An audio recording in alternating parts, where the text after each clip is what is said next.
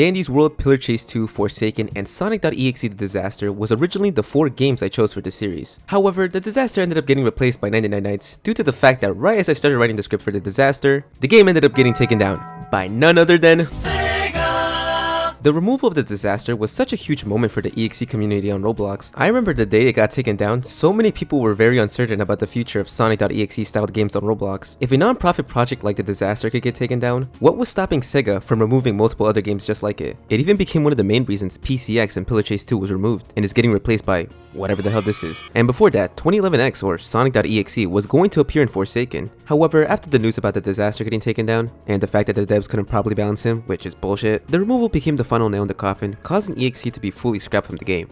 After hearing the news about The Disaster being taken down, imagine my surprise when another TDA-inspired game dropped not long after, called Sonic.exe Outcome Memories. The big difference with this game is that Outcome Memories completely overtook its predecessor in popularity on release day. So, what do I think of Outcome Memories? Especially considering that I didn't enjoy The Disaster. In fact, I ended up finding The Disaster extremely boring, and this game clearly takes a lot of inspiration from it. And not to mention that many people regard Outcome Memories as one of the worst ASIM games on Roblox. Well, surprisingly, I've put more hours into Outcome Memories than all the 4 previous games I covered for this series combined. And with that much time invested, I definitely have a lot to say about this game. And now that the long-awaited V2 update is finally out, there's now even more to talk about. I'm going to stick with the same format I used for 99 Nights, starting with the negatives first, and then moving on to my positives. To answer the one question, is Sonic.exe Outcome Memories really over?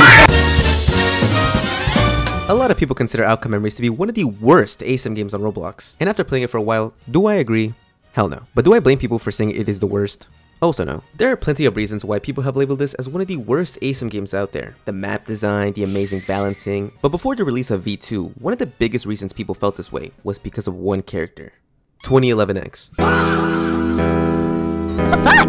Yo, he can what the fuck? He can triple combo me? I'm pretty sure I don't need to dive deep into why 2011X sucks. There are multiple videos discussing how ass he is, so it wouldn't make sense to talk about it in this one. Instead of rehashing everything, I just want to focus on one major design flaw that sums up why he feels so awful to play as. My biggest gripe with 2011X is how the only way to win is to put all your focus on certain survivors. If you're not constantly tracking and prioritizing specific survivors every second of the match, you've basically already lost. The biggest example of this is Cream. Her ability to heal survivors back to full health is insane. If you leave her alone for the entire match, there's a good chance every bit of damage you dealt to the other survivors has basically been erased thanks to Cream's healing. And then there's Amy, who can also stun you and heal the survivors. Then there's bitch ass Sonic. If he stuns you even once, he gains a chunk of his dodge meter, letting him dodge any attack. On top of that, he can use peel out to grab survivors and carry them far away from you, completely destroying any progress you were making on that certain survivor. Metal, I believe, has the longest stun in the game, so if you don't focus on him at some point, he'll just keep stunning you. And Eggman, by far one of the most annoying survivors to deal with, bro, thanks to his shield and his super speed and double jump. Why the fuck does he have a double jump? Yo, I'm not even playing, bro. His double jump is no fucking joke. Dealing with every single one of these survivors' abilities makes playing EXE incredibly unfun for a lot of players. And the worst part was that 2011X used to be the only killer, but with the release of V2, he's no longer the only option.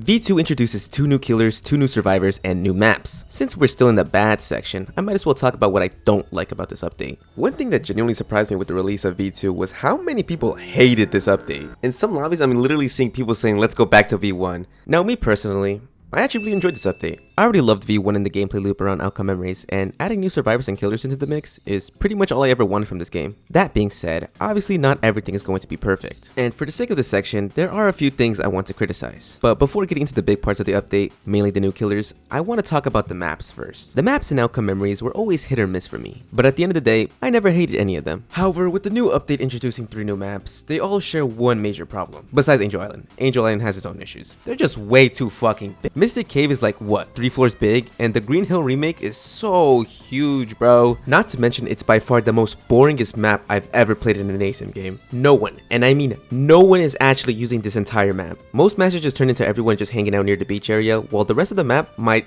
as well not even exist. It feels like such wasted space instead of meaningful gameplay, and it kills the pacing hard. As for Angel Island, my main issue isn't the size, but how dense the map design is. There are tons of environment props and tight spaces, which makes playing both killer and survivor frustrating at times. Like, do we deadass need this many fucking torches around the map?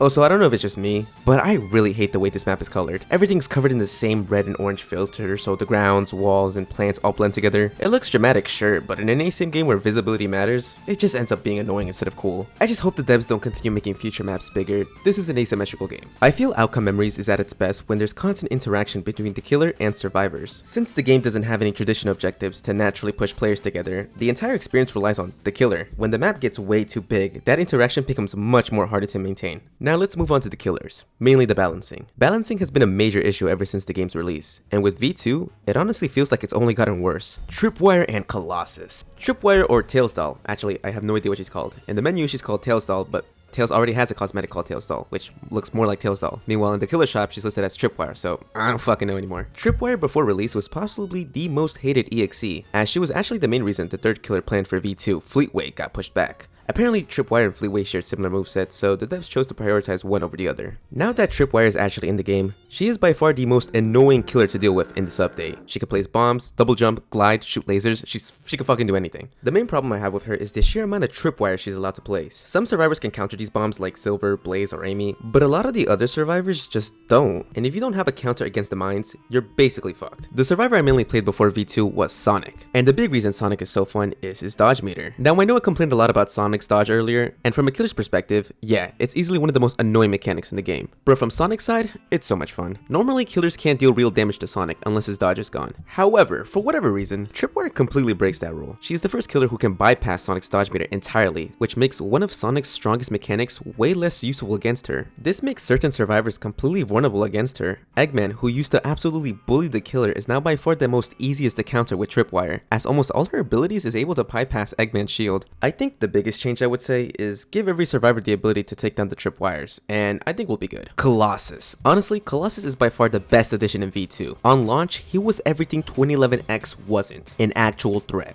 I'm perfectly fine with that. That's really yeah, what the fuck? Oh, shit! For once, the killer is genuinely scary to go against, and that's exactly what this game needed for way too long. Survivors have gotten comfortable at just bullying 2011X with constant stuns and zero fear of consequences. Although, I'll admit, he wasn't perfect. Being able to combo survivors after a charge is definitely unfair. Now, despite me saying all these good things about Colossus, for some reason, the devs seem really set on nerfing him to the ground. Instead of focusing on the real problem, which is obviously Tripwire, they've got this weird obsession with Colossus, handing him some of the strangest nerfs imaginable. Nerfing how fast you can turn during charge, nerfing how much damage charge does, and honestly, this probably comes down to the community. The player base can't agree on anything when it comes to balancing, and a lot of that just feels like people needing time to adjust to a new killer that actually punishes mistakes.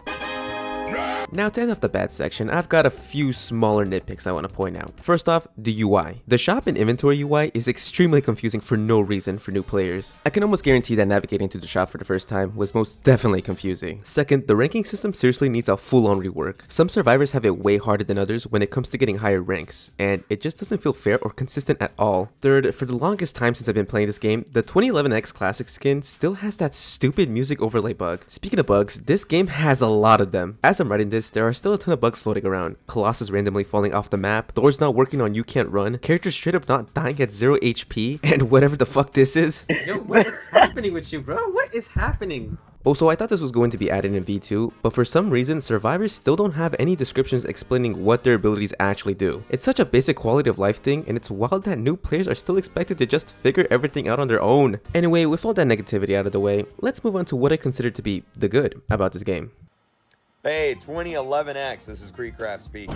The amount of influence Outcome Memories was able to bring to the ASIM genre is kind of insane when you look into it. Even though the gameplay was inspired by the disaster, it doesn't get nearly as much credit as Outcome Memories, mainly because Outcome Memories is way more popular and, well, not dead. Ever since its release, I've started to see more and more ASIM games using that same disaster style formula for their own projects. There's one for Mario called The Catastrophes, which honestly looks really promising. There's one for the Amazing World of Gumball, for whatever reason. There's one for Kirby, and even one for Cuphead. What the fuck is that? And as of recently, another Sonic disaster-like formula game was shown to me on Twitter, sharing their entire roster, which what the fuck?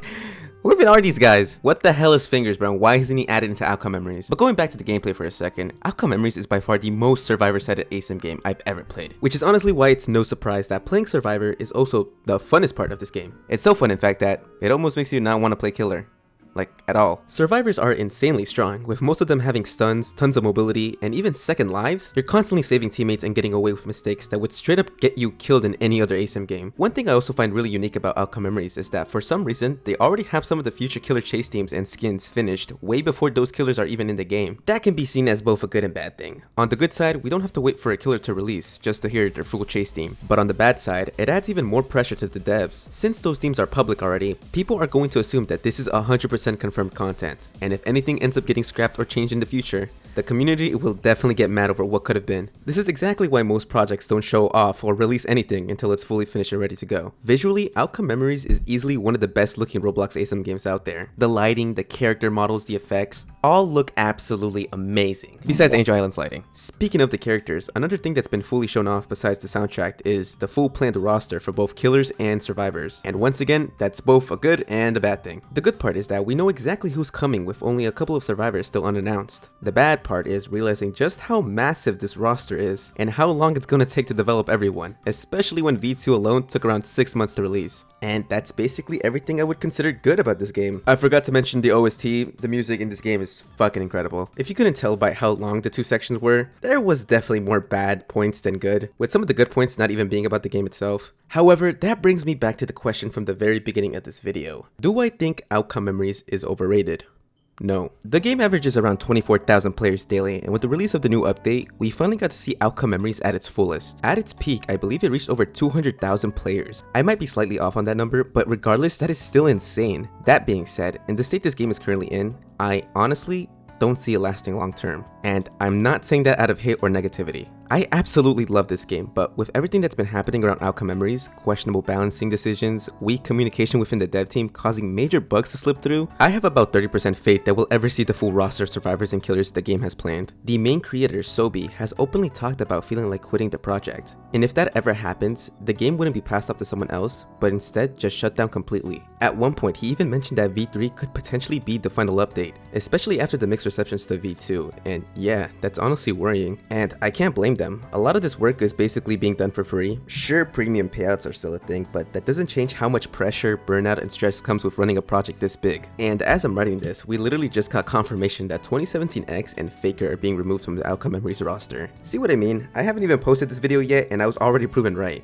This game has gone through so much negativity from the community that honestly, I'd be surprised if we ever do end up getting that final completed roster. Between constant backlash, burnout, devs leaving, content getting scrapped, and now it's straight up removals, it feels like the game is constantly getting scaled back. I also remember one of the devs saying that there will never be another V1 or V2 situation again, and if I'm being honest, I don't really believe that. Not because I want to doubt them, but because at this point, their words don't mean much to me. And look, I understand why these issues happen. I'm assuming this is the team's first major project, and they're learning how everything works as they go. But understanding that doesn't mean I trust these same problems won't keep happening, because they will. But who knows? The future is super uncertain. Maybe something amazing happens that reignites the passion and keeps the whole dev team motivated to continue working on this massive project. And honestly, even the people who rant about it or consistently complain have one thing in common. They care. Almost everyone I'm seeing criticizing Outcome Memories says the same thing, that they love this game and just want it to be better. And let's not forget that Sega could just step in at any point and just shut this whole project down. People tend to forget this, but Sega does have an official Sonic game on Roblox, Sonic Speed Simulator. And even though Sega is usually pretty chill about fan games, the disaster proved that they could step in whenever they want. I really hope I'm proven wrong, and the game actually gets to complete its full roster someday, so that in 50 years, my great-great-grandchildren can enjoy it. Anyway, sorry for not uploading for almost 2 months. I was kinda low-key busy, playing Resident Evil 2, 3, 4, 7, 8. Can't wait for 9. Thank you to all my channel members that have been with me for these past 2 months, and shout out to all the older ones as well. If you enjoyed, consider subscribing, and I'll see you all next time whenever I upload, which will probably not be soon, as you can tell. Alright. Bye. What's up, bitches? Stop it. You got immediately sniped, bro. Stop it.